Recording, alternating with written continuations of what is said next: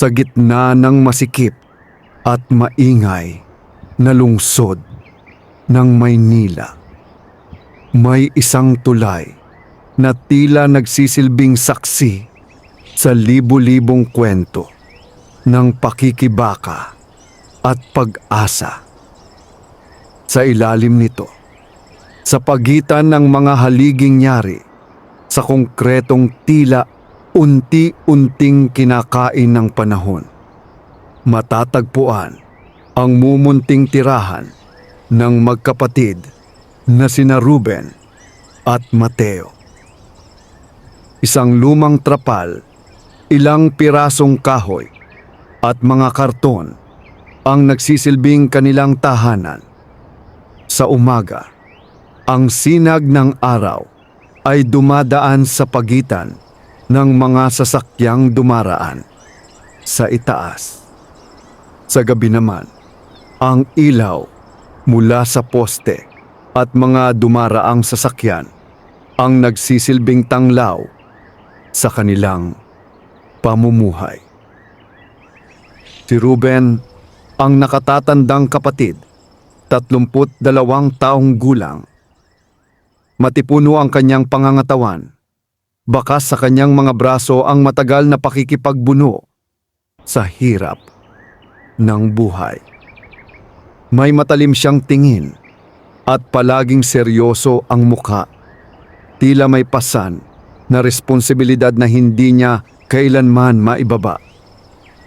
Samantalang si Mateo, 28 taong gulang, ay mas payat at mas magaan ang disposisyon. Madalas siyang ngumiti kahit kapos sa pagkain at pagod sa trabaho. Pareho silang kilala sa sabungan sa kanilang lugar. Doon sila kumukuha ng ikinabubuhay, hindi bilang mayayamang sabungero, kundi bilang mga alalay, tagapaghawak ng manok, at kung minsan ay nagtataya gamit ang kaunting ipon na kanilang napagkakasya. Nagising si Ruben isang umaga sa malamig na simoy ng hangin mula sa ilog na dumadaloy malapit sa tulay. Bahagya niyang iniangat ang lumang kumot na pinaghahatian nila ng kapatid. Napansin niyang gising na si Mateo at abala sa pag-aayos ng kanilang maliit na kalan na gawa sa lata. "May natira pa bang bigas?" tanong ni Ruben habang bumabangon. "Kaunti na lang," sagot ni Mateo. "Pero kasya pa siguro hanggang mamaya. Nakahiram ako ng 2 itlog kay Aling Nena kagabi." Tumango si Ruben. Tahimik siyang tumingin sa paligid. Ang ilang kapitbahay nila sa ilalim ng tulay ay nagsisimula na ring gumising. May batang umiiyak sa kabilang bahagi, habang may isang matandang nagtitimpla ng kape gamit ang mainit na tubig mula sa deuling na kalan. Hindi na bago sa magkapatid ang ganitong tanawin. Halos 5 taon na silang nakatira roon matapos masunog ang kanilang dating inuupahang barong-barong sa Tondo. Wala silang naisalbang gamit noon, kundi ang ilang damit at ang 2 manok panabong na inalagaan ni Ruben. Ang mga manok na iyon ang naging puhunan nila sa panibagong buhay. "May laban si Pulang araw mamaya," wika ni Mateo habang inilalagay ang itlog sa kumukulong tubig. Sabi ni Mang Dario, malakas daw ang kalaban. Napatingin si Ruben sa isang kulungang kawayan na nasa gilid ng kanilang tirahan. Naroon ang pulang manok na may matatalim na mata at makintab na balahibo. Isa ito sa pinakamamahal nilang alaga. "Handa siya," sagot ni Ruben. 3 buwan natin siyang sinanay. Hindi tayo pwedeng matalo ngayon. Hindi lamang simpleng pustahan ang laban para sa kanila. Ang panalo ay katumbas ng pagkain sa loob ng ilang araw, pambayad sa utang, at minsan ay kaunting ipon para sa pangarap na makaalis sa ilalim ng tulay. Matapos kumain, maingat nilang inihanda si Pulang Araw. Pinunasan ni Ruben ang balahibo nito habang hawak ni Mateo ang maliit na supot na naglalaman ng kanilang natitirang pera. Habang naglalakad patungo sa sabungan, nadaanan nila ang mga batang naglalaro sa kalsada, mga tinderong nagsisimula ng magtinda, at mga manggagawang nagmamadaling pumasok sa trabaho. Sa bawat hakbang nila, dala nila ang pag-asang baka sa araw na iyon ay magbabago ang kanilang kapalaran. Ang sabungan ay nasa gilid ng lungsod, isang malawak na lugar na puno ng sigawan, tawanan at tensyon. Amoy pawis, lupa at sigarilyo ang sumasalubong sa sinumang papasok doon. Para kina Ruben at Mateo, ang lugar na iyon ay parang pangalawang tahanan. "Ruben! Mateo!" tawag ni Mang Dario, ang matandang tagapagsanay na matagal na nilang kakilala. "Ayos ba ang alaga ninyo?" "O Mang Dario," sagot ni Ruben habang ipinapakita ang manok. Maingat na sinuri ng matanda ang hayop. Tumango siya matapos. "Malakas ito, pero matindi ang kalaban ninyo. Mayaman ang may-ari. Kilala sa panalo ang mga alaga noon." Hindi nagsalita si Ruben. Ngunit sa loob-loob niya, ramdam niya ang bigat ng laban na kanilang haharapin. Hindi lamang karangalan ang nakataya, kundi ang mismong kinabukasan nila ng kanyang kapatid. Habang hinihintay ang kanilang laban, umupo si Mateo sa isang bangkong kahoy. Tinitigan niya ang supot ng pera sa kanyang kamay. "Kuya," mahina niyang sabi, "kapag nanalo tayo, baka pwede na tayong magsimula ulit. Kahit maliit na pwesto lang. Yung hindi na tayo matutulog sa ilalim ng tulay." Hindi agad sumagot si Ruben. Pinagmasdan niya ang kapatid. Naalala niya ang kanilang pagkabata sa probinsya, ang malawak na bukirin, ang kanilang mga magulang na kapwa magsasaka, at ang simpleng buhay na iniwan nila matapos tamaan ng matinding bagyo ang kanilang lugar at tuluyang maghirap ang kanilang pamilya. "Mananalo tayo," matatag niyang sagot. "Para makaalis tayo sa ganitong buhay." Tinapik niya ang balikat ni Mateo. Sa sandaling iyon, pareho nilang naramdaman ang bigat ng pangarap na kanilang pinanghahawakan. Lumipas ang ilang oras at dumating ang oras ng laban.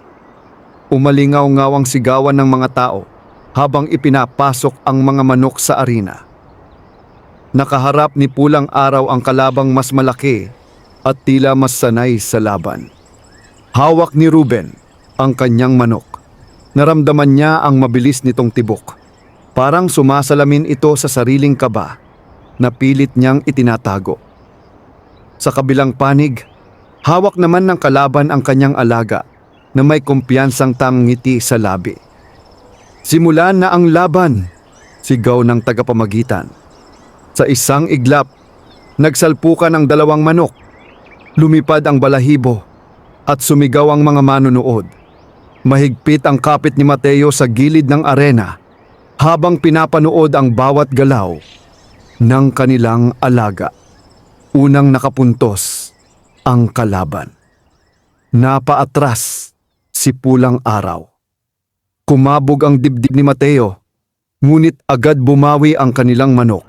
Sumugod ng buong lakas at tinamaan ang kalaban sa pakpak. Lalong uminit ang tensyon. Bawat segundo ay parang oras na hindi gumagalaw. "Laban, Pulang Araw," bulong ni Ruben. Nagpatuloy ang sagupaan hanggang sa parehong duguan ang dalawang manok. Ngunit sa huling sandali, nakahanap ng tiyempo si Pulang Araw at nagbigay ng matinding atake na nagpatumba sa kalaban. Nag-uumapaw ang sigawan sa sabungan. Hindi makapaniwala si Mateo. Napahawak siya sa ulo habang lumuluha sa tuwa. Nanalo sila. Lumapit si Mang Dario sa kanila. Nakangiti.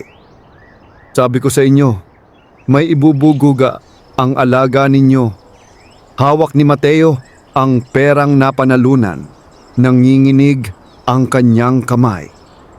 Para sa kanila, hindi lamang iyon simpleng pera. Iyon ay simbolo ng pag-asa.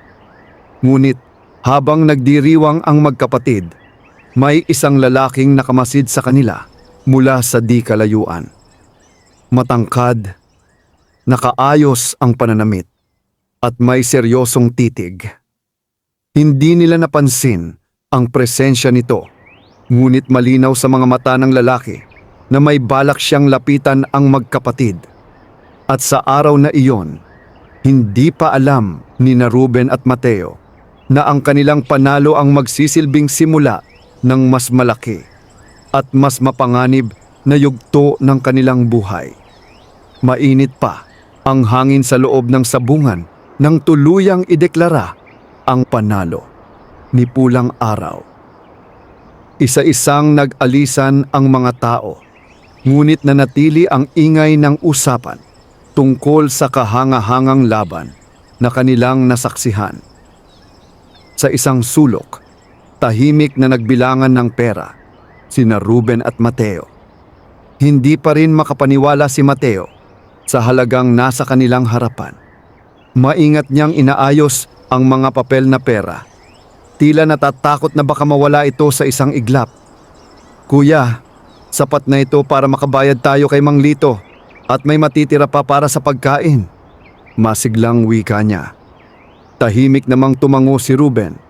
Bagama't natutuwa siya, nananatili ang kanyang pagiging maingat. Sanay siyang ang kasiyahan ay madalas sinusundan ng problema. Habang inilalagay nila ang pera sa supot, may aninong huminto sa kanilang harapan.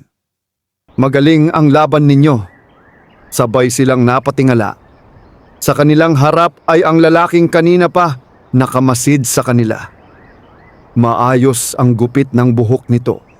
Nakasuot ng mamahaling polo at may matalim na titig na tila sanay magbigay ng utos kaysa makiusap.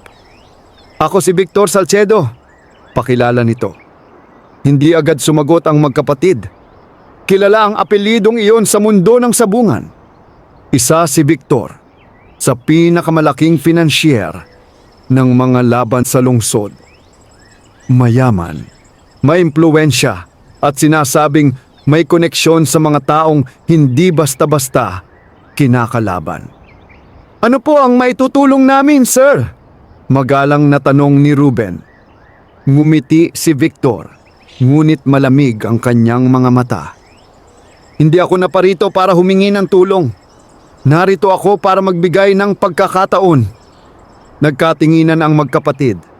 Ramdam nila ang kakaibang bigat ng usapan. "Nakita ko ang manok ninyo. Malakas.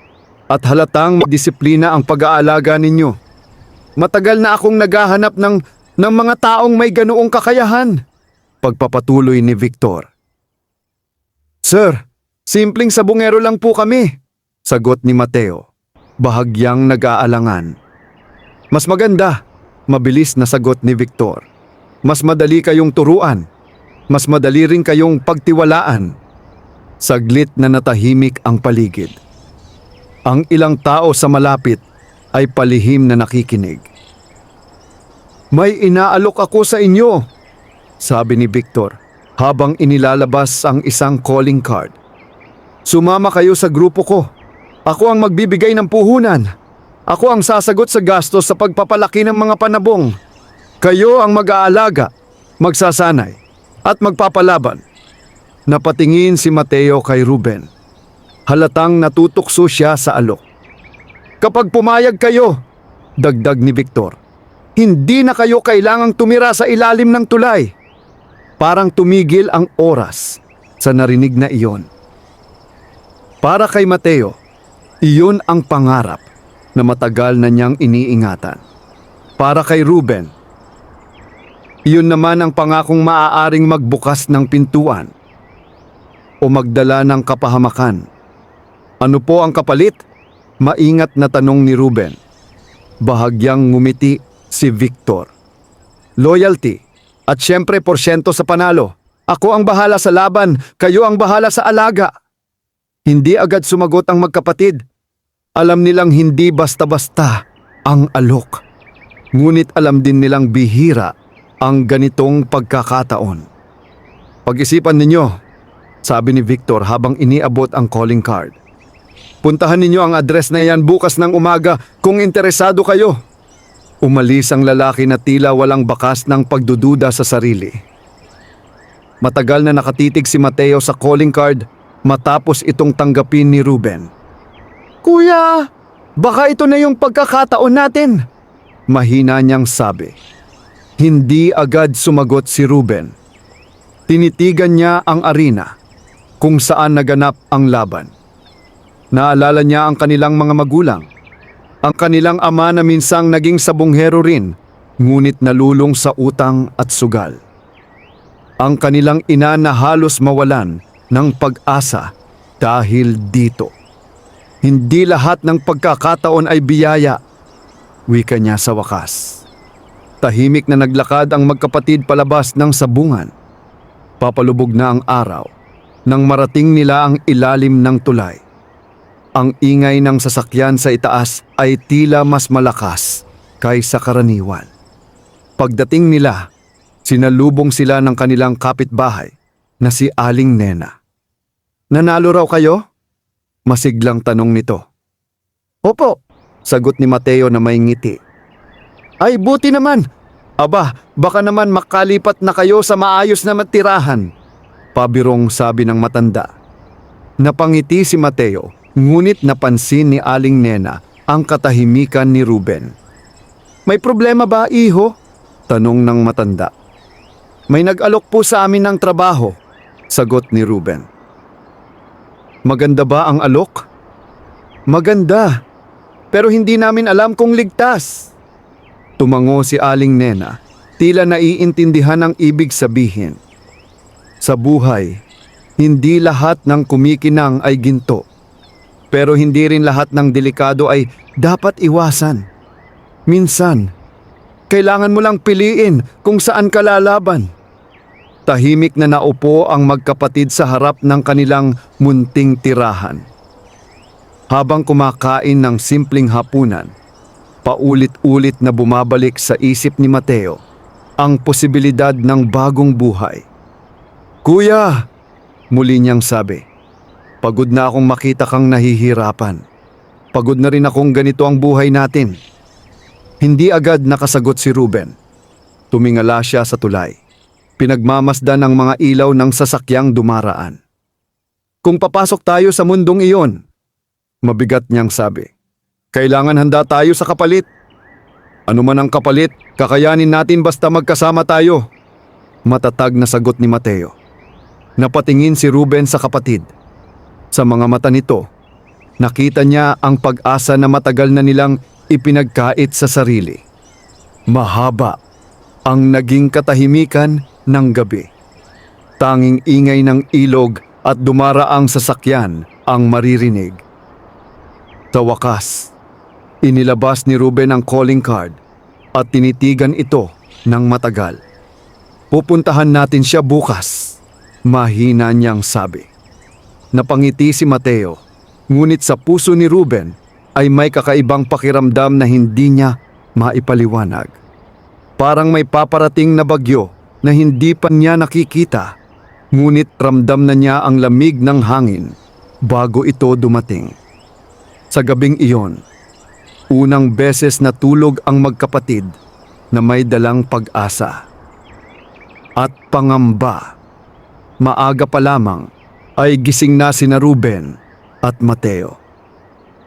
Ang malamig na hangin sa ilalim ng tulay ay tila mas mabigat kaysa karaniwan.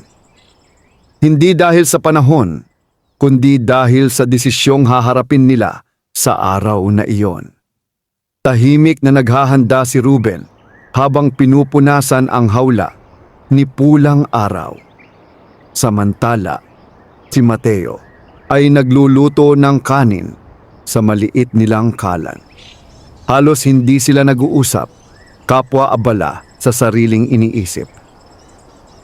Sigurado ka na ba, kuya? Tanong ni Mateo habang inilalagay ang kanin sa lumang lalagyan Hindi agad sumagot si Ruben. Matagal niyang tinitigan ang kanilang manok bago siya tumango. Hindi ako sigurado, tapat niyang sagot. Pero alam kong hindi na tayo pwedeng manatili dito habang buhay. Tahimik na kumain ang magkapatid. Pagkatapos, inayos nila ang kanilang suot. Kahit luma na ang kanilang mga damit, sinikap nilang magmukhang maayos. Para kay Mateo, iyon ang unang pagkakataon na pakiramdam niya ay papapasok sila sa isang mundo na hindi nila kinagisnan. Matapos ihabilin ang kanilang tirahan kay Aling Nena, sumakay sila ng jeep patungo sa address na ibinigay ni Victor Salcedo. Habang papalapit sila sa destinasyon, unti-unting nagbago ang kanilang paligid. Ang mga makikipot na eskinita ay napalitan ng malalawak na kalsada. Ang mga barong-barong ay napalitan ng malalaking bahay na may matataas na bakod. Parang ibang mundo ito, bulong ni Mateo. Hindi sumagot si Ruben, ngunit ramdam niya ang parehong pakiramdam. Huminto ang jeep sa isang tahimik na lugar na napapalibutan ng matataas na puno. Sa harap nila ay isang malaking gate na yari sa bakal. Nakalagay sa gilid nito ang pangalan, Salcedo Game Farm. Lumunok si Mateo bago nila pinindot ang doorbell. Ilang saglit pa bumukas ang gate at sinalubong sila ng isang lalaking nakauniporme. Kayo ba sina Ruben at Mateo? Tanong nito. Opo, sagot ni Ruben. Pinapapasok na kayo ni Sir Victor. Pagpasok nila, napahinto si Mateo sa kanyang nakita. Sa loob ng malawak na lupain ay nakahilera ang mga kulungan ng mamahaling panabong. Ang bawat isa ay maayos ang pagkakagawa. May sariling espasyo at halatang inaalagaan ng husto. May mga tauhang abala sa paglilinis, pagpapakain at pagsasanay sa mga manok. Para kay Mateo, tila panaginip ang kanyang nasasaksihan. Ganito pala ang buhay ng mga tunay na sabungero, bulong niya. Tahimik lamang si Ruben, ngunit hindi niya maikaila ang paghanga sa kanyang nakikita. Dinala sila ng gwardiya sa isang malaking bahay sa gitna ng game farm. Doon nila nadatnan si Victor Salcedo na nakaupo sa isang mesa.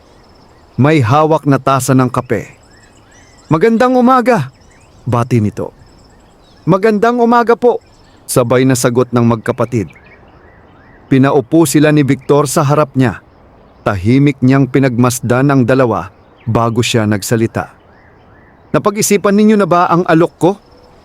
Nagkatinginan sina Ruben at Mateo. Sa wakas, si Ruben ang sumagot.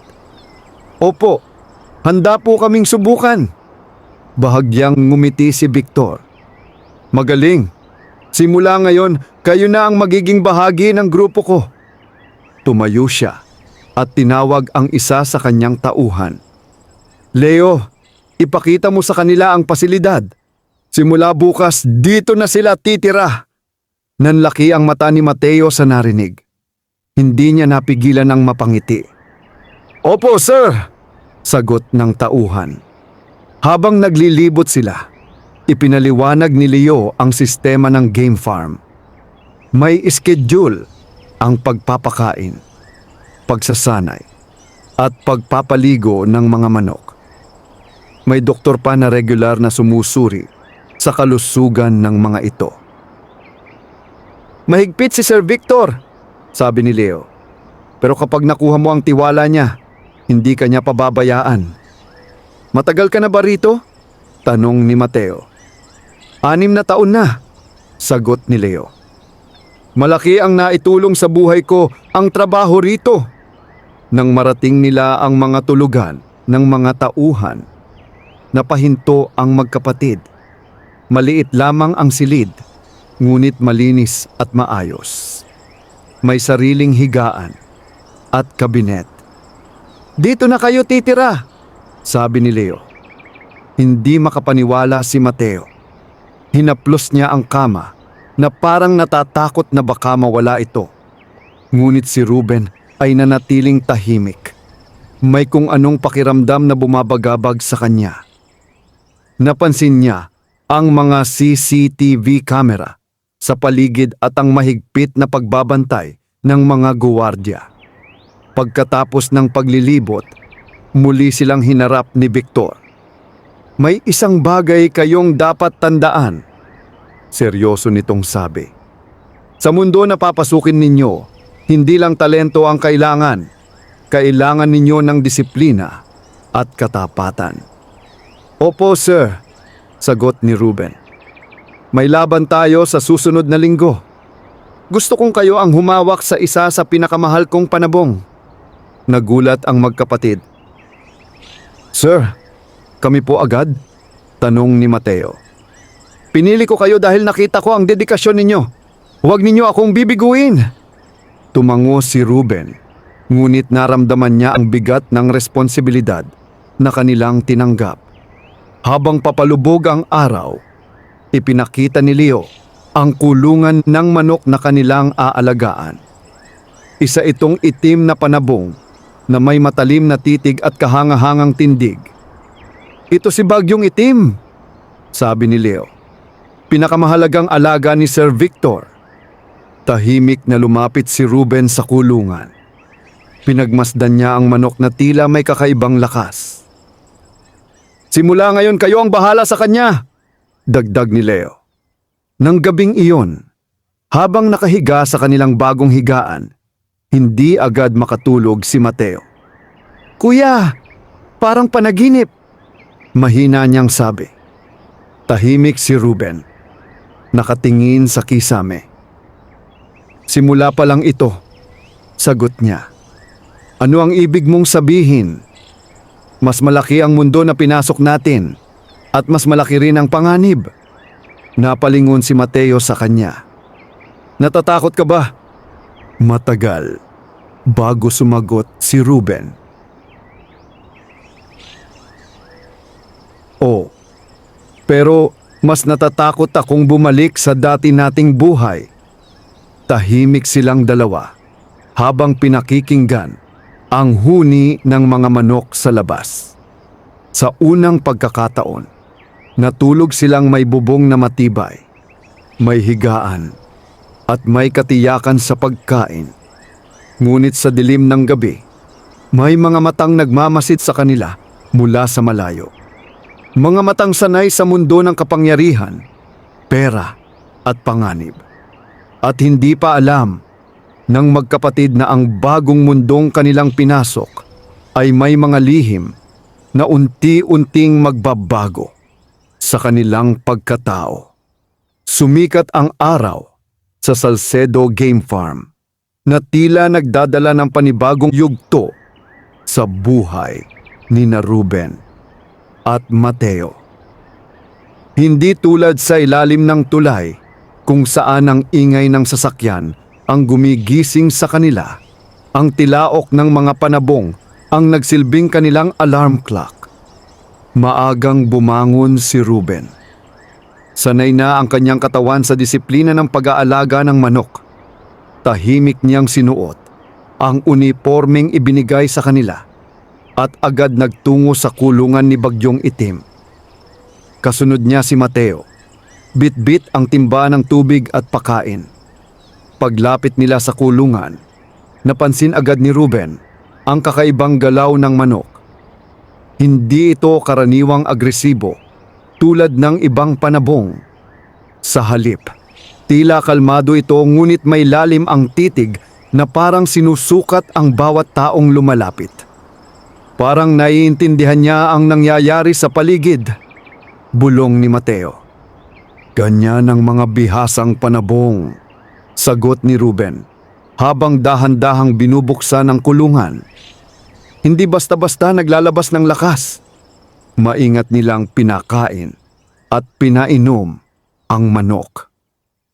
Pinunasan ni Ruben ang balahibo nito habang si Mateo naman ay naglinis ng kulungan.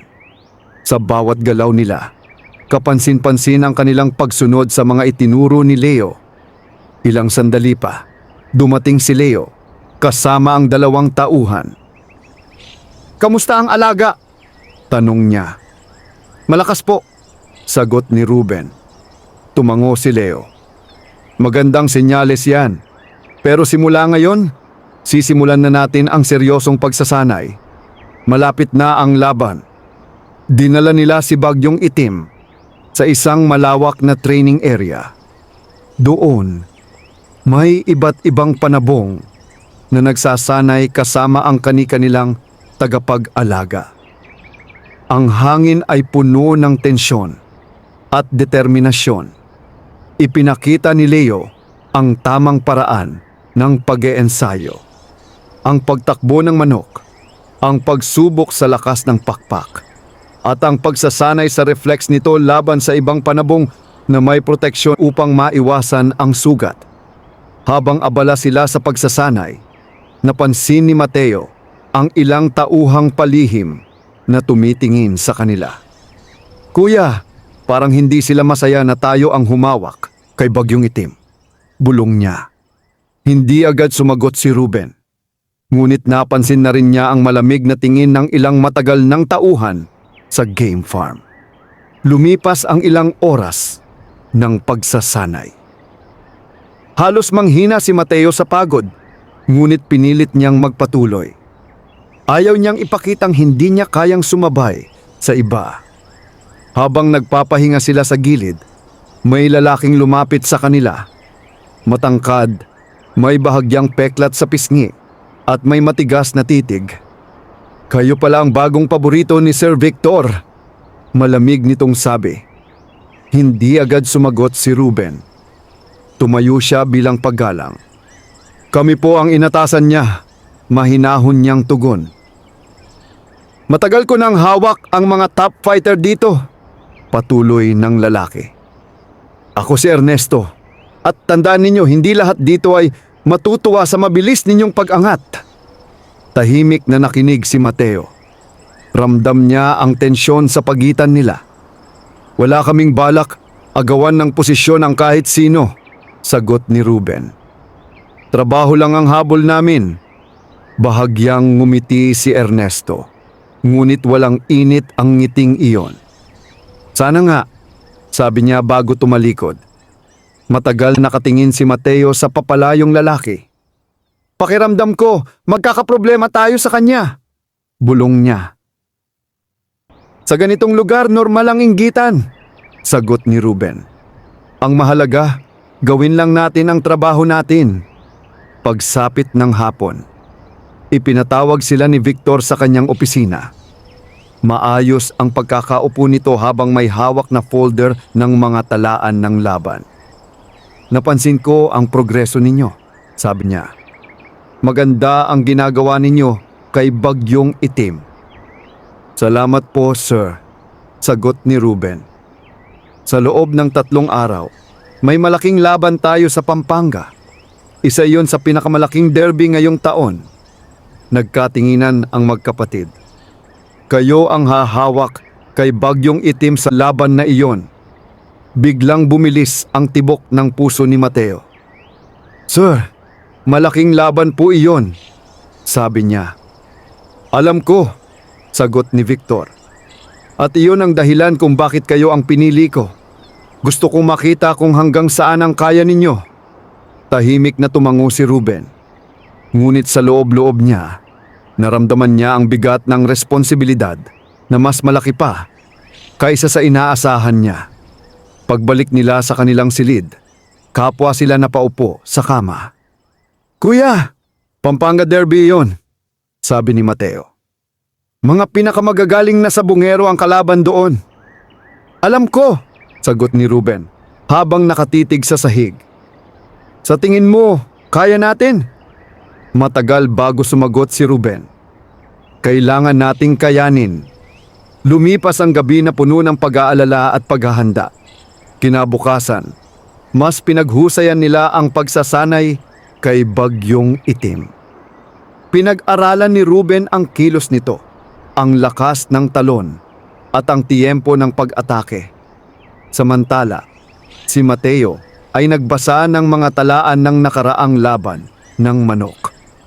Habang patuloy ang kanilang paghahanda, napansin ni Mateo na tila may isang tauhan na palaging lumalapit sa kulungan ni Bagyong Itim kapag wala sila.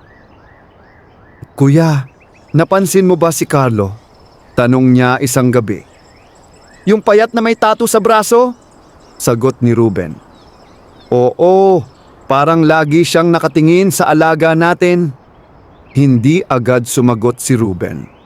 Ngunit naitala niya ang obserbasyon ng kapatid. Kinagabihan, nagpasya siyang bantayan ang kulungan.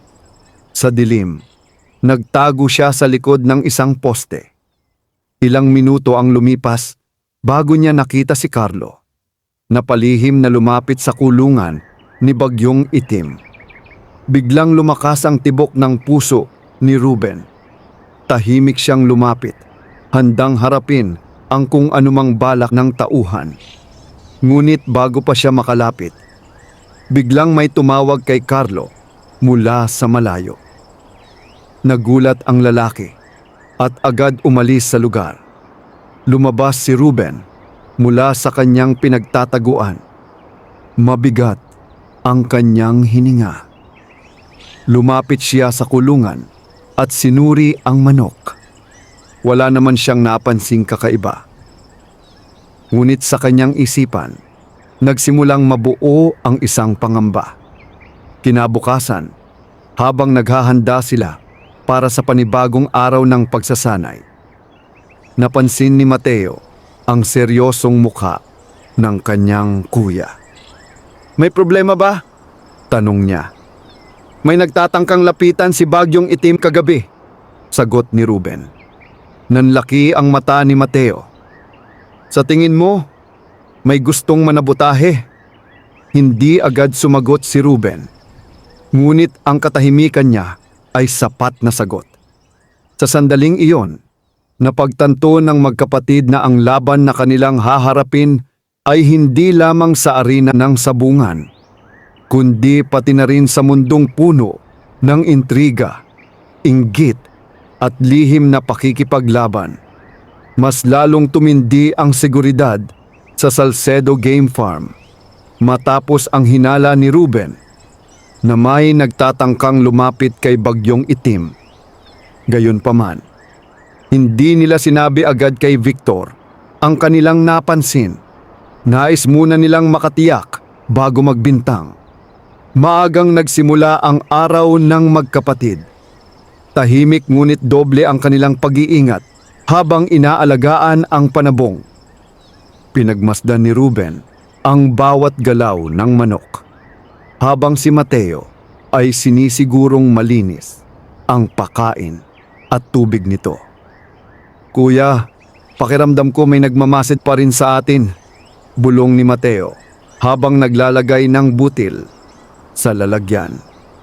"Manatili kang alerto," sagot ni Ruben. "Sa ganitong mundo, hindi lahat ng nakangiti ay kakampi." Lumipas ang ilang oras ng pagsasanay. Mas naging agresibo si Bagyong Itim, tila nararamdaman din ang tensyon sa paligid. Humanga si Leo sa ipinapakitang lakas nito. "Handa na siya," sabi ni Leo habang pinagmamasdan ang manok. "Kung magpapatuloy ang ganitong kondisyon, malaki ang tsansa nating manalo sa derby." Ngunit habang abala sila, napansin ni Mateo si Ernesto na nakatayo sa di kalayuan.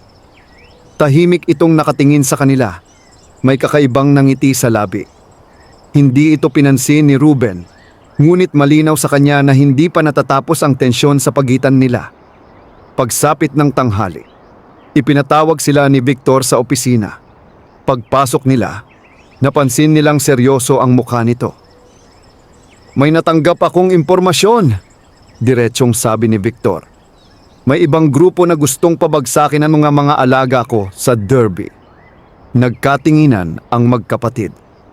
"Sir, may napansin din po kami," sagot ni Ruben. Ikinuwento niya ang tungkol sa palihim na paglapit ni Carlo sa kulungan ni Bagyong Itim. Tahimik na nakinig si Victor. Nakatiklop ang mga kamay sa mesa. Pagkatapos ng kwento, dahan-dahan siyang tumango. "Magandang ginawa ninyo na nag-ingat kayo," sabi niya. "Simula ngayon, triplehin ang pagbabantay sa alaga ninyo. Ayokong may mangyaring masama." "Opo, sir," sabay na tugon ng magkapatid. Paglabas nila ng opisina, mas lalo pang bumigat ang kanilang pakiramdam. Hindi na lamang simpleng laban ang kanilang kinakaharap. Tila bahagi na sila ng mas malalim na labanan sa pagitan ng mga makapangyarihang sabungero. Kinagabihan, habang abala ang karamihan sa game farm, nagpasya sina Ruben at Mateo na bantayan muli ang kulungan. Nagtago sila sa magkabilang gilid ng pasilidad. Mahigit 1 oras ang lumipas bago may gumalaw sa dilim. Isang anino ang dahan-dahang lumapit sa kulungan ni Bagyong Itim. Nanlaki ang mata ni Mateo nang makilala ang lalaki, si Carlo. Tahimik itong naglabas ng maliit na bote mula sa bulsa. Bago pa niya mabuksan ang kulungan, mabilis na sumulpot si Ruben at hinawakan ang kanyang kamay. "Ano ang ginagawa mo?" Malamig na tanong ni Ruben. Nagulat si Carlo. Nabitiwan niya ang bote na agad pinulot ni Mateo. Nang buksan ito, naamoy niya ang matapang na kemikal. "Lalasunin mo ang manok!" galit na sabi ni Mateo. Nanginginig si Carlo habang pilit kumakawala sa hawak ni Ruben. "Hindi ninyo naiintindihan!" sigaw niya. "Inutusan lang ako." "Sino ang nag-utos?" mariing tanong ni Ruben. Tahimik si Carlo. Tanging mabilis na paghinga ang maririnig mula sa kanya. "Sabihin mo, o dadalhin ka namin kay Sir Victor," dagdag ni Mateo. Saglit na nagdalawang isip si Carlo. Ngunit bago pa siya makapagsalita, biglang may narinig silang yabag mula sa malayo. Nagulat ang lalaki at sinamantala ang saglit na pagkakawala ng atensyon ni Ruben upang tumakbo. Hinabol siya ni Mateo ngunit mabilis itong nakawala sa dilim. Huminto si Mateo, hingal na hingal, at bumalik kay Ruben. "Nakatakas siya," sabi niyang may halong panghihinayang. Tahimik si Ruben habang hawak ang bote ng kemikal. Mabigat ang kanyang pakiramdam. "Hindi ito simpleng inggit," sabi niya. "May mas malaking taong nasa likod nito." Kinabukasan, agad nilang iniulat ang nangyari kay Victor. Tahimik itong nakinig, ngunit halata ang galit sa kanyang mga mata. "Matagal ko nang pinaghihinalaan ang sabotahe mula sa kalaban kong si Don Ramiro," malamig nitong sabi.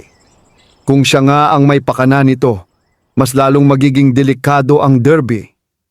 "Sino po si Don Ramiro?" tanong ni Mateo. "Isa sa pinakamalaking pangalan sa sabungan at isa rin sa pinakamaruming maglaro." Napabuntong hininga si Ruben. Pakiramdam niya ay mas lalo silang lumulubog sa mundong hindi na basta-basta matatakasan. "Pero huwag kayong mag-alala," dagdag ni Victor. "Ako ang bahala sa seguridad. Ang trabaho ninyo ay siguraduhing handa si Bagyong Itim." "Opo, sir!"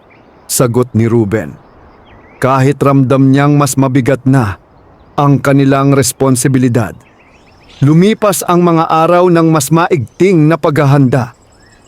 Halos hindi na natutulog ng maayos ang magkapatid. Ang bawat galaw ni Bagyong Itim ay kanilang binabantayan. Sa gitna ng kanilang pagod, may pagkakataong nag-usap sila habang nagpapahinga sa gilid ng training area. "Kuya," sabi ni Mateo, "naaalala mo pa ba noong nasa ilalim pa tayo ng tulay?" "Oo," sagot ni Ruben. "Mas mahirap ang buhay noon, pero parang mas payapa." Tahimik si Ruben bago sumagot. "Ang pag-ahon sa hirap may kasamang panganib. Kailangan lang nating piliin kung alin ang mas kaya nating tiisin."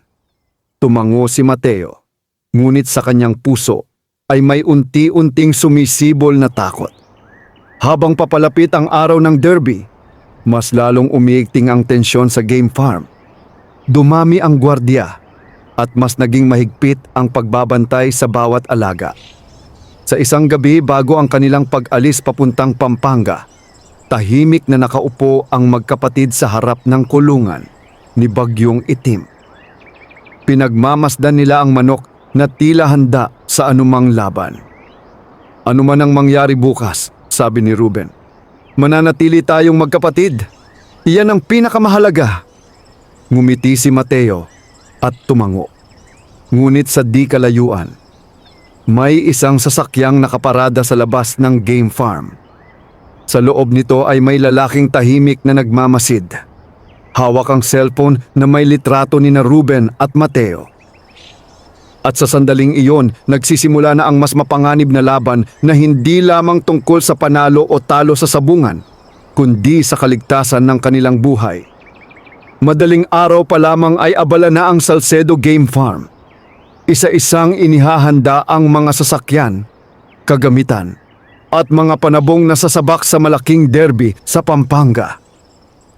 Ang hangin ay puno ng tensyon at pananabik. Tila alam ng lahat na hindi karaniwan ang laban na kanilang haharapin.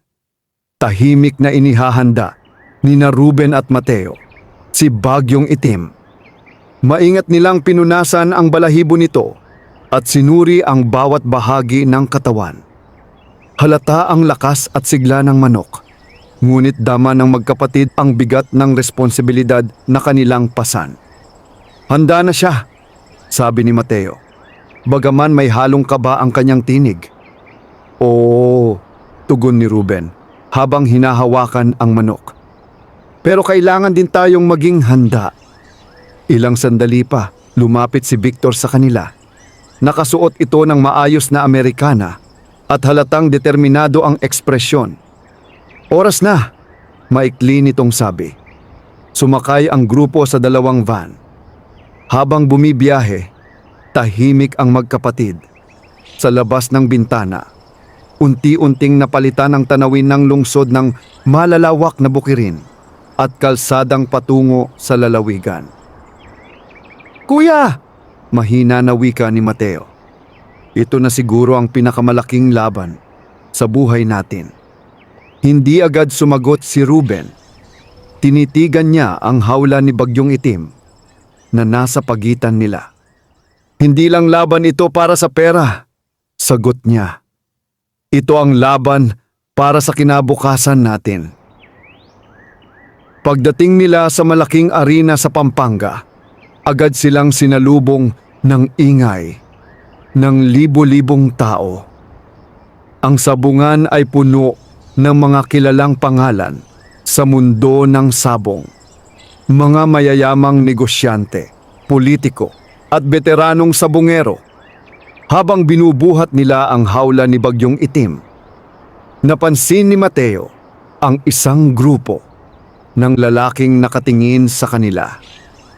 Sa gitna nito ay isang matandang lalaki na may matalim na tingin. Kuya, pakiramdam ko siya, si Don Ramiro, bulong ni Mateo. Tahimik na tumango si Ruben. Kahit hindi pa niya nakikita ng personal ang lalaki, ramdam niya ang presensyang nagdudulot ng panganib. Dinala nila si Bagyong Itim sa holding area. Doon, isa-isang sinusuri ang mga panabong bago ang laban. Mahigpit ang seguridad, ngunit ramdam pa rin ang tensyon sa pagitan ng mga kalahok. Lumapit si Leo sa magkapatid. Unang laban ninyo mamayang hapon, sabi niya. Kalaban ninyo ang isa sa pinakamalalakas na alaga ni Don Ramiro. Napalunok si Mateo. Kuya, parang sinadya nilang pagtagpuin agad tayo, bulong niya. Mas mabuti na yon, sagot ni Ruben. Mas maaga, mas mabuti. Habang hinihintay ang kanilang laban, tahimik na nakaupo ang magkapatid sa gilid ng arena. Pinagmamasdan nila ang ibang laban na nagaganap. Sa bawat sigawan ng tao, Lalo nilang nararamdaman ang bigat ng kanilang haharapin. Ilang sandali pa, lumapit sa kanila ang isang matandang lalaki na hindi nila kilala. "Kayo ba ang humahawak kay Bagyong Itim?" tanong nito. "Opo," sagot ni Ruben. "Tandaan ninyo," sabi ng matanda, "sa derby na ito, hindi lang manok ang lumalaban, pati ang dangal ng may-ari at ng humahawak dito." Bago pa sila makapagtanong, umalis na ang matanda at nawala sa dami ng tao. Hindi nagtagal, tinawag na ang laban ni Bagyong Itim. Biglang bumilis ang tibok ng puso ni Mateo habang binubuhat nila ang manok papunta sa arena. Pagpasok nila, sumalubong ang malakas na sigawan ng mga tao. Sa kabilang panig, lumabas ang kalabang manok. Mas malaki, mas matangkad, at halatang bihasa sa laban. Lumapit ang tagapamagitan upang ihanda ang dalawang panabong. Tahimik na hinawakan ni Ruben si Bagyong Itim, pinapakalma ito habang binubulong ang kanyang huling paalala. "Labanan mo para sa atin," bulong niya. Tumabi si Mateo sa gilid ng arena. Mahigpit ang hawak sa kanyang tuwalya.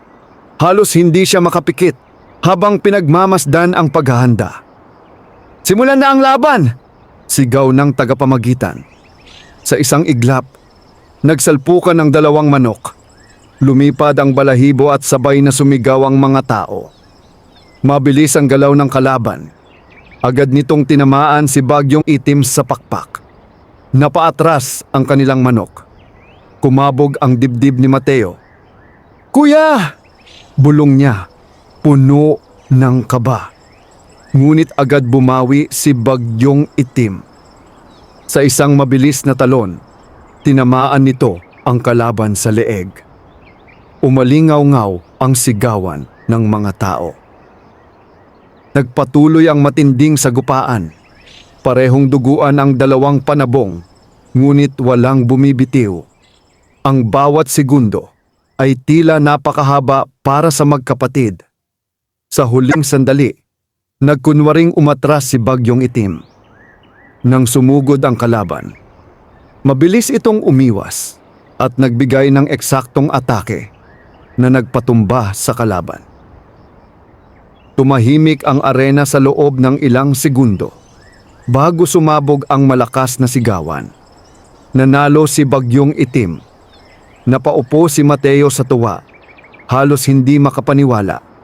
Samantala, tahimik lamang si Ruben. Habang hawak ang kanilang manok, pinipilit itago ang emosyon. Lumapit si Victor sa kanila. May bahagyang nangiti sa labi. "Magaling," sabi niya. "Hindi ninyo ako binigo." Ngunit habang nagdiriwang ang kanilang grupo, napansin ni Ruben ang matalim na titig ni Don Ramiro mula sa VIP area. Walang galit sa mukha nito, kundi isang malamig na ngiti na tila may binabalak. "Kuya, nakatingin siya sa atin," bulong ni Mateo. "Alam ko," sagot ni Ruben. Lumapit si Leo sa kanila. Bahagyang kinakabahan ang muka. "Hindi pa tapos ang laban ninyo," sabi niya. "Kung mananalo pa si Bagyong Itim sa susunod na round, makakaharap ninyo ang pangunahing alaga ni Don Ramiro." Napabuntong hininga si Mateo. "Mas matindi pa pala ang haharapin natin," sabi niya. Tahimik na tumango si Ruben habang pinagmamasdan ang duguan. Ngunit matatag na si Bagyong Itim. Sa gitna ng kasiyahan, ramdam ng magkapatid ang paparating na mas mabigat na laban. At sa kanilang paligid, unti-unting umiikot ang mundo ng kapangyarihan, pera, at paghihiganti. Mainit ang hangin sa loob ng sabungan sa Pampanga habang nagpapatuloy ang derby. Isa-isang natatanggal ang mga kalahok at ang natitira ay ang mga pinakamahuhusay na panabong mula sa iba't ibang panig ng bansa. Sa bawat laban, mas lalong tumataas ang tensyon at mas lumalakas ang sigawan ng mga manonood. Sa holding area, tahimik na inaalagaan ni Ruben at Mateo si Bagyong Itim. Bahagyang sugatan ang manok matapos ang unang laban, ngunit nananatiling matatag ang tindig nito. Maingat nilang nililinis ang mga sugat habang sinusunod ang payo ng veterinaryo. "Kuya, kaya pa kaya niya?" tanong ni Mateo habang pinupunasan ang pakpak ng manok. "Tibay ang puhunan ng ganitong klaseng panabong," sagot ni Ruben. "Pero kailangan nating siguraduhing nasa tamang kondisyon siya." Lumapit si Leo, dala ang mga gamot at benda. "May laban kayo sa loob ng 2 oras," sabi niya. At gaya ng inaasahan, kalaban ninyo ang pangunahing alaga ni Don Ramiro. Nanlaki ang mata ni Mateo. "Ano pong klaseng manok iyon?" "Tinatawag nilang Haring Kidlat," sagot ni Leo. "Halos walang talo sa nakaraang 3 taon. Tahimik na napalunok si Mateo. Ramdam niyang mas mabigat ang laban na kanilang haharapin. Habang patuloy ang kanilang paghahanda, napansin ni Ruben ang ilang tauhan ni Don Ramiro na paikot-ikot malapit sa kanilang pwesto. Hindi niya ito pinansin, ngunit nanatili siyang alerto. Lumapit si Victor sa kanila. Seryoso ang mukha. "Makinig kayo," sabi niya. "Hindi basta-basta ang kalaban ninyo, pero naniniwala ako sa kakayahan ninyo at ni Bagyong Itim." "Opo, sir," sagot ni Ruben. "Ano man ang mangyari, ipakita ninyo ang disiplina at respeto sa laban," dagdag ni Victor bago umalis. Ilang minuto bago ang laban, pinakain nila si Bagyong Itim ng huling rasyon nito. Tahimik na hinaplos ni Mateo ang ulo ng manok. "Para ito sa bagong buhay natin," bulong niya. Napatingin si Ruben sa kapatid. Nakita niya ang kaba sa mga mata nito, ngunit mas nangingibabaw ang determinasyon. Hindi nagtagal, tinawag na ang kanilang laban. Umalingaw-ngaw ang arena sa sigawan ng mga tao habang papalapit sila sa gitna. Sa kabilang panig, lumabas ang alaga ni Don Ramiro, ang Haring Kidlat. Mas malaki ito kaysa kay Bagyong Itim at may kakaibang presensya na tila sanay sa bawat laban. Sa VIP section, tahimik na nakaupo si Don Ramiro. Pinagmamasdan ang magkapatid na may malamig na titig. Lumapit ang tagapamagitan upang ihanda ang 2 panabong. Ramdam ni Mateo ang panginginig ng kanyang kamay habang inaayos ang tuwalya sa balikat. Tahimik si Ruben habang hinahawakan si Bagyong Itim. "Gawin mo ang kaya mo!" bulong niya. Simulan na ang laban. Sigaw ng tagapamagitan. Sa isang iglap, sumugod ang Haring Kidlat. Mabilis at agresibo ang galaw nito. Agad tinamaan si Bagyong Itim sa dibdib. Napaatras ang kanilang manok at sumigaw ang mga tao. Kumapit si Mateo sa gilid ng arena. Halos hindi makahinga sa kaba. Ngunit hindi sumuko si Bagyong Itim. Mabilis itong bumawi. Umiwas sa sunod na atake at nagbigay ng matinding talon na tumama sa pakpak ng kalaban. Lalong uminit ang laban. Parehong naglalabas ng lakas ang 2 panabong. Lumilipad ang balahibo at tumatalsik ang dugo sa arena. Sa bawat sagupaan, tila sumasabay ang tibok ng puso ng magkapatid sa galaw ng kanilang alaga. Lumipas ang ilang minuto na parang walang katapusan. Parehong sugatan ng 2 manok, ngunit walang bumibitiw. Sa isang sandali, nagkunwaring umatras si Bagyong Itim. Nang sumugod ang Haring Kidlat, mabilis itong umiwas at nagbigay ng eksaktong atake sa leeg ng kalaban. Tumahimik ang buong arena. Unti-unting bumagsak ang Haring Kidlat. Sumabog ang malakas na sigawan ng mga tao. Nanalo si Bagyong Itim. Napaluha si Mateo habang napaluhod sa tuwa. Samantala, mahigpit na hawak ni Ruben ang manok. Ramdam ang tibok nito at ang bigat ng tagumpay. Tumapit si Victor. May halong saya at paghanga sa kanyang mukha. Ito ang pinakamagandang laban na nakita ko sa derby na ito, sabi niya.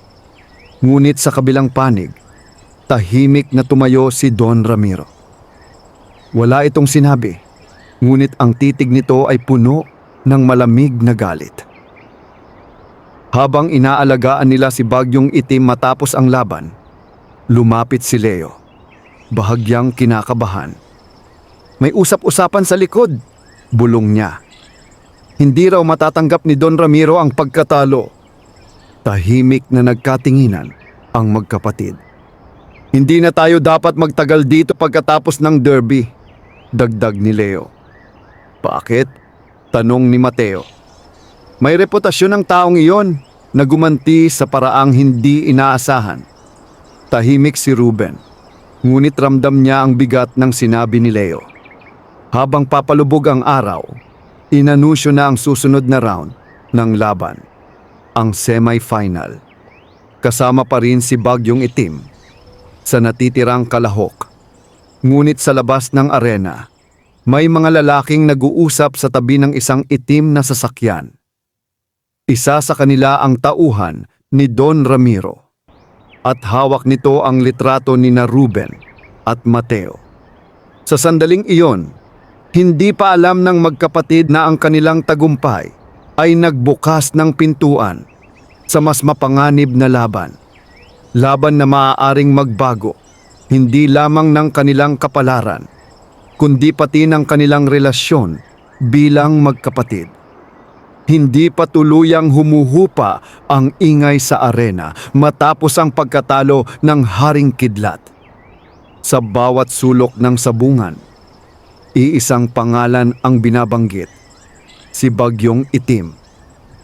Ang panabong na dating hindi kilala ng karamihan ay ngayoy nasa sentro ng usapan. Sa holding area, tahimik na inaalagaan ni na Ruben at Mateo ang kanilang alaga. Sugatan ito, ngunit buhay na buhay pa rin ang diwa. Maingat nilang nililinis ang dugo sa balahibo nito habang ang veterinaryo ay nagbibigay ng payo. Malalim ang tama sa pakpak, pero kaya pa, sabi ng doktor. Kailangan lang ng pahinga at tamang pag-aalaga. Tumango si Ruben. Ngunit sa likod ng kanyang kalmadong mukha, ramdam niya ang pagod at bigat ng mga nangyayari. Kuya, mahina ang tinig ni Mateo. Parang hindi na ito simpleng laban. Hindi sumagot agad si Ruben. Sa halip, napatingin siya sa paligid. Napansin niyang may ilang lalaking hindi nila kilala ang paikot-ikot malapit sa kanilang pwesto. Lumapit si Leo, bakas ang pag-aalala sa mukha. May balita ako, bulong niya. Naglabas daw ng malaking halaga si Don Ramiro para masigurong hindi na makakaabot sa finals si Bagyong Itim. Nanlaki ang mata ni Mateo. Anong ibig mong sabihin? Hindi ko alam kung paano, sagot ni Leo. Pero mag-ingat kayo. Lumapit si Victor, makalipas ang ilang minuto. Seryoso ang kanyang mukha. Sa semifinal, ibang grupo ang makakalaban ninyo, sabi niya. Pero hindi pa rin tapos ang isyu kay Don Ramiro. Ayaw niyang matalo. Opo sir, sagot ni Ruben. Mag-iingat po kami. Tinapik siya ni Victor sa balikat. Hindi lang kayo basta tauhan. Pinatunayan ninyo ang sarili ninyo. Pero tandaan ninyo habang tumataas ang tagumpay, tumataas din ang inggit. Lumipas ang ilang oras ng pahinga. Habang nakaupo sa gilid ng arena, napansin ni Mateo ang isang batang nagtitinda ng tubig na nakatitig sa kanila. Kuya, bakit parang iba ang pakiramdam ko? Tanong niya. Dahil alam nating may nakaabang, sagot ni Ruben. Hindi nagtagal. Tinawag na ang semi-final match. Muling bumalik ang tensyon sa arena. Ngunit bago pa sila makapasok, may isang lalaking lumapit kay Mateo at pilit siyang kinausap. "Pare, may gustong kumausap sa inyo," sabi ng lalaki. "Sino?" tanong ni Mateo. "Isang kaibigan," sagot nito sabay abot ng maliit na sobre. Mabilis na inagaw ni Ruben ang sobre at binuksan ito. Sa loob ay may lamang malaking halaga ng pera at isang maikling sulat. "Umatras kayo sa laban. Huwag ninyong ituloy. Ito ang kabayaran sa katahimikan." Namutla si Mateo. "Kuya," mahigpit ang pagkakahawak ni Ruben sa sobre. Tumingin siya sa lalaki, ngunit nakangisi lamang ito bago tuluyang umalis. "Kay Don Ramiro ito," bulong ni Mateo. Tahimik na tumayo si Ruben at nilapitan si Victor. Ipinakita niya ang sobre at ang pera. Nagdilim ang mukha ni Victor. "Akala ko'y magtatanda siya," malamig nitong sabi. "Ituloy ninyo ang laban. Ako ang bahala rito." Bumalik ang magkapatid sa holding area. Ramdam ni Mateo ang panginginig ng kanyang mga kamay. "Kuya, kung may mangyari sa atin, wala silang magagawa hanggat nandito tayo," sagot ni Ruben. "Pero kapag natapos ito, kailangan nating maging handa." Tinawag na ang laban. Sa pagpasok nila sa arena, mas malakas ang sigawan kaysa dati. Hindi na lamang ito laban ng mga panabong. Ito'y naging laban ng pangalan at dangal. Sumugod ang kalabang manok sa unang segundo pa lamang. Mas agresibo ito kaysa sa inaasahan. Agad tinamaan si Bagyong Itim sa tagiliran. Napahigpit ang kapit ni Mateo sa gilid ng arena. Ngunit sa kabila ng sugat, nanatiling matatag si Bagyong Itim.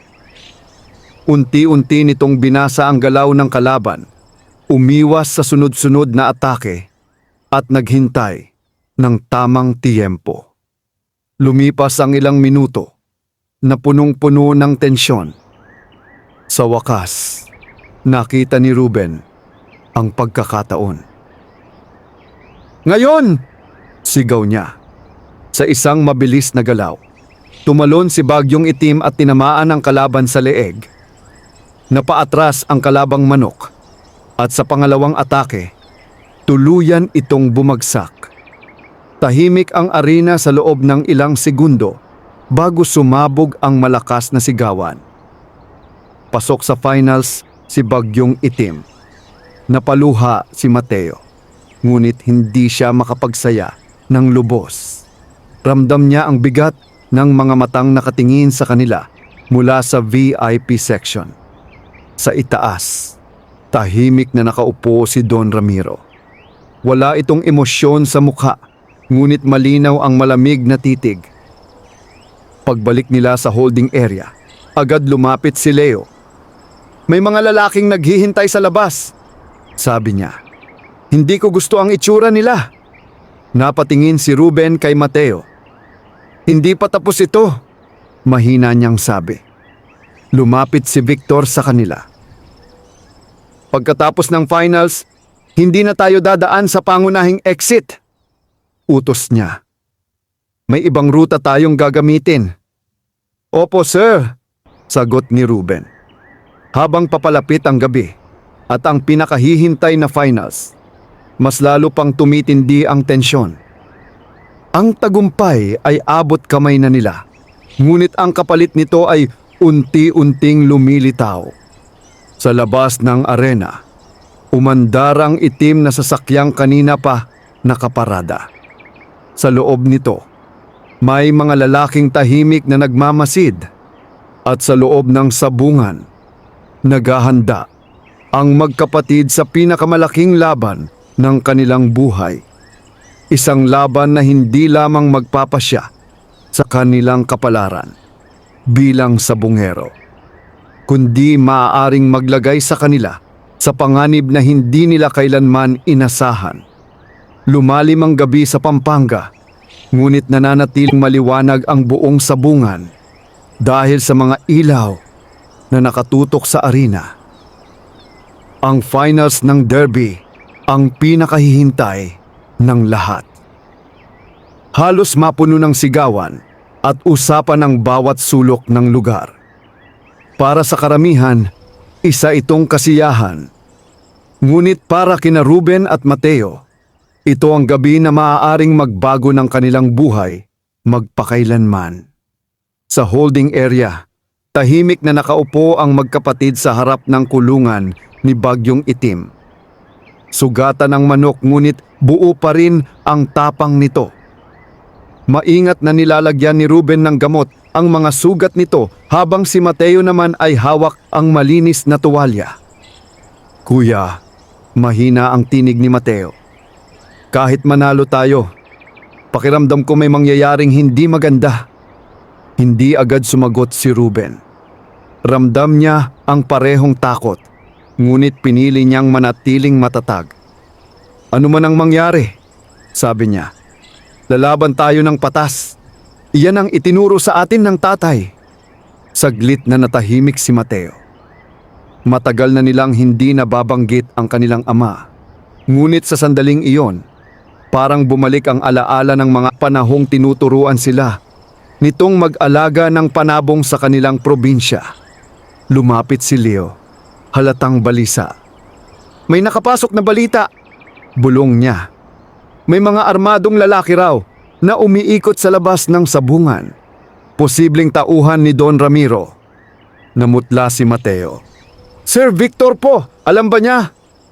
Oo, sagot ni Leo. Pinaghahanda na niya ang mga tauhan niya.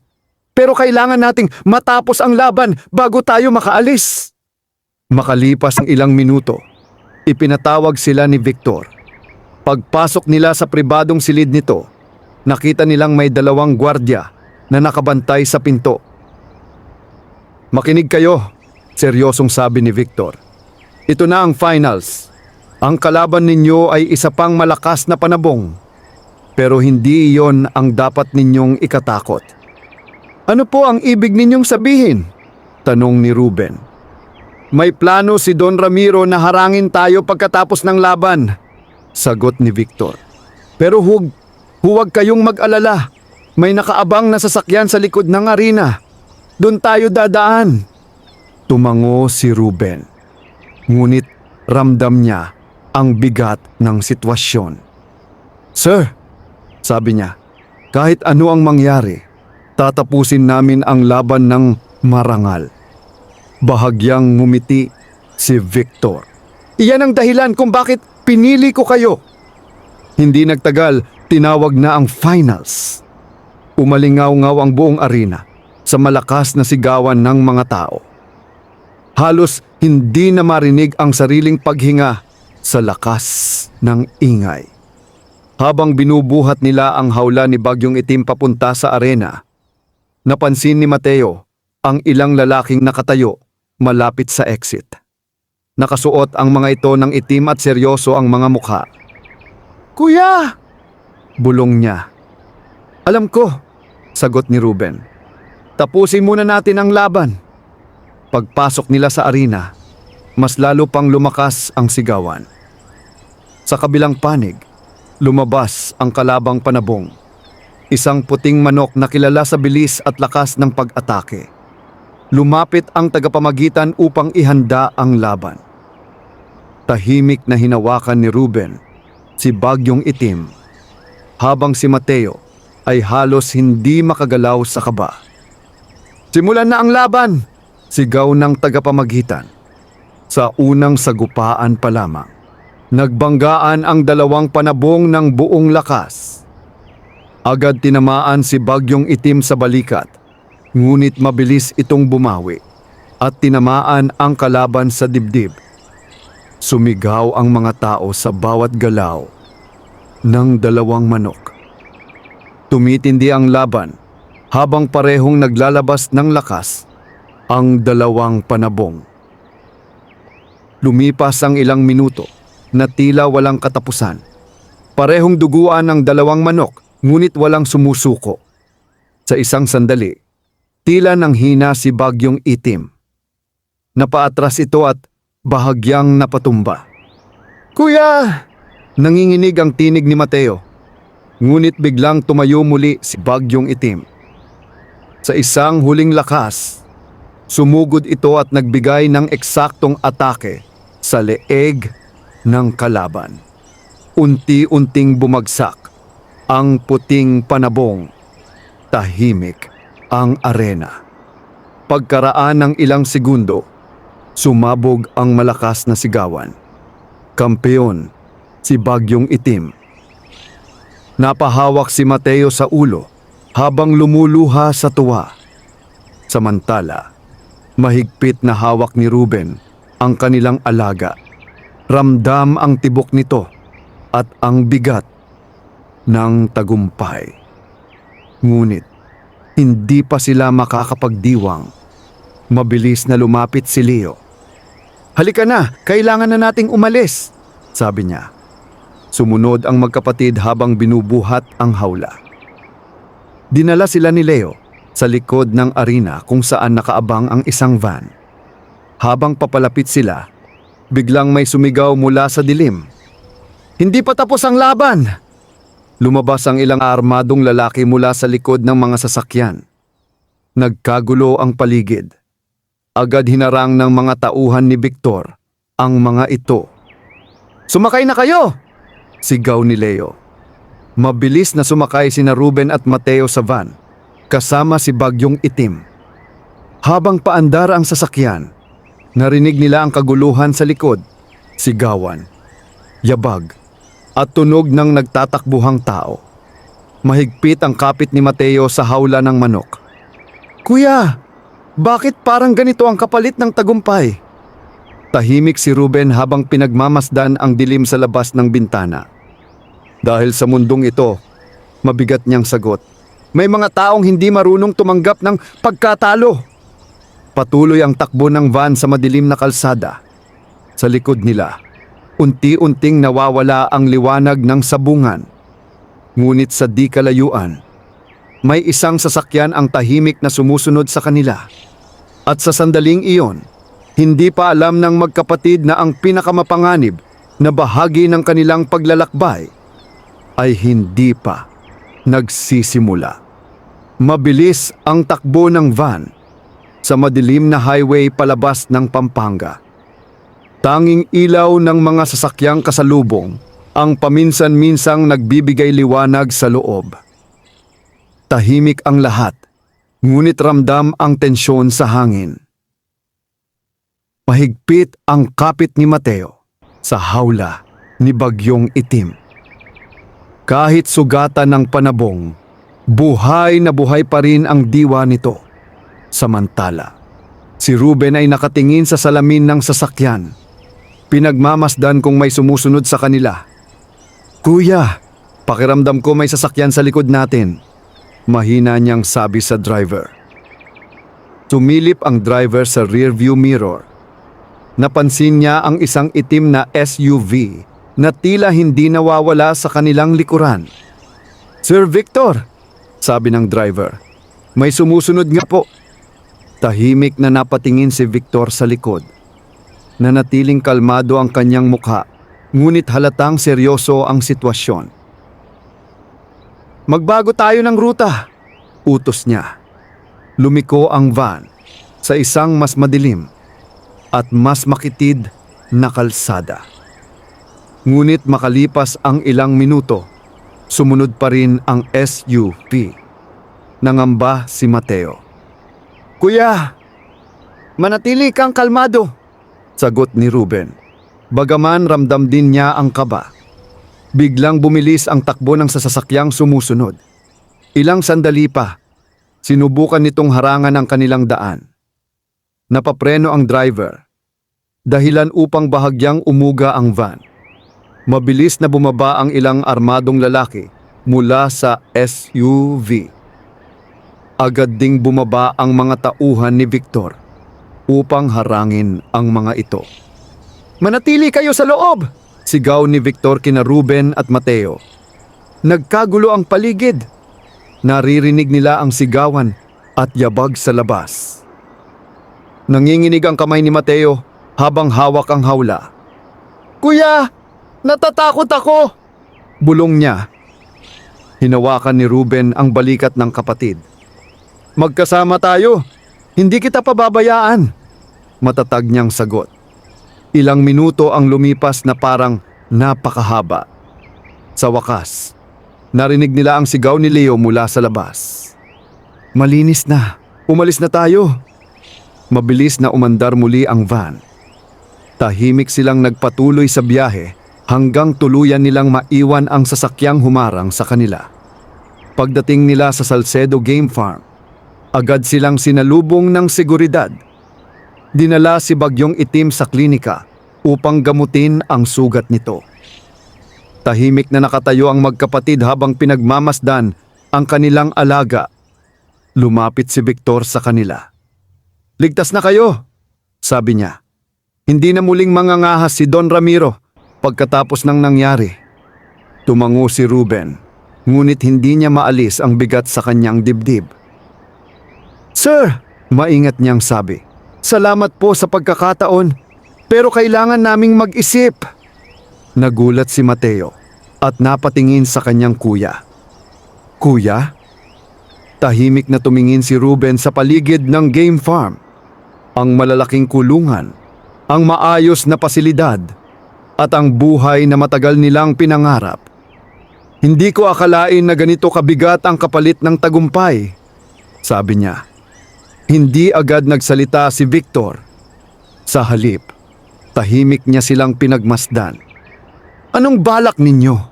Tanong niya. Huminga ng malalim si Ruben bago sumagot. Gusto naming magsimula ng sarili naming maliit na buhay. Hindi man marangya, basta payapa. Napatingin si Mateo sa kanya. Sa unay halatang nagulat siya, ngunit unti-unti ring lumambot ang kanyang ekspresyon. Kuya, kahit saan naman tayo magpunta, basta magkasama tayo, sabi niya. Bahagyang ngumiti si Victor. Hindi ko kayo pipigilan, sabi niya. Malaki ang naitulong ninyo sa akin at karapat-dapat kayong pumili ng sarili ninyong landas. Ilang linggo ang lumipas. Sa isang maliit na bayan sa probinsya, may itinayong simpleng poultry farm ang magkapatid. Hindi ito kasing laki ng Salcedo Game Farm, ngunit sapat upang makapagsimula sila ng panibagong buhay. Sa unang pagkakataon matapos ang maraming taon, hindi na sila natutulog sa ilalim ng tulay.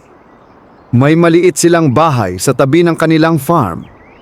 Tahimik, payapa, at malayo sa mundo ng intriga at panganib. Isang umaga, habang pinapakain nila ang kanilang mga alaga, napangiti si Mateo.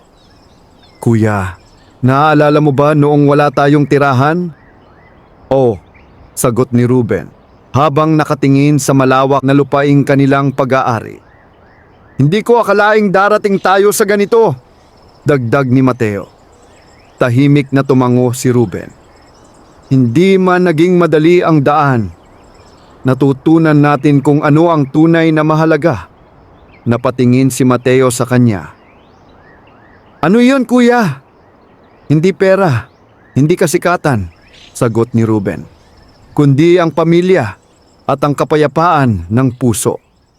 Sa di kalayuan, maririnig ang tilaok ng mga manok habang sumisikat ang araw sa kanilang bagong tahanan. Sa wakas, natagpuan ng magkapatid ang buhay na matagal nilang hinahanap. At bagamat dumaan sila sa panganib, hirap, at tukso ng kayamanan, pinatunayan nilang ang tunay na tagumpay ay hindi nasusukat sa laki ng panalo, kundi sa kakayahang pumili ng landas na magbibigay ng katahimikan at dignidad sa buhay. Wakas.